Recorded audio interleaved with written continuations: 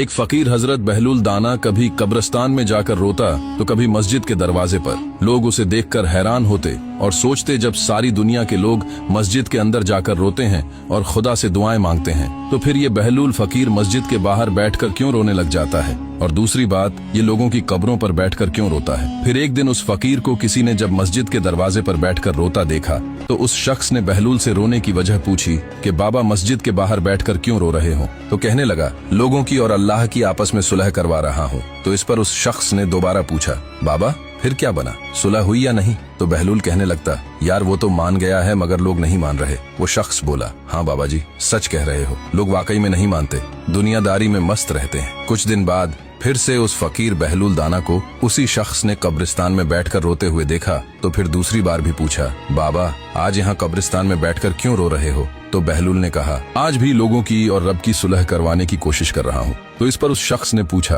बाबा जी बताइए फिर आज क्या बना, सुलह हुई या नहीं? कौन मान गया है और कौन नहीं मान रहा? तो इस पर बहलूल फकीर रो पड़ा और कहने लगा, मियाँ आज लोग तो मान गए हैं मगर वो नहीं मान रहा। बहलूल दाना ने एक ठंडी आह भरी और आंसू पोंछते हुए कहा, मियाँ आज ये कब्रों वाले चीख चीख कर रो रहे हैं कि हमें बस एक सजदे की मोहलत दे दे, हम दुनिया की हर चीज छोड़ने को तैयार हैं। मिट्टी के नीचे आकर इनमें तौबा की तड़प तो जाग गई है, मगर अफसोस अब मोहलत का दरवाजा हमेशा के लिए बंद हो चुका है और वक्त तौबा गुजर गया है।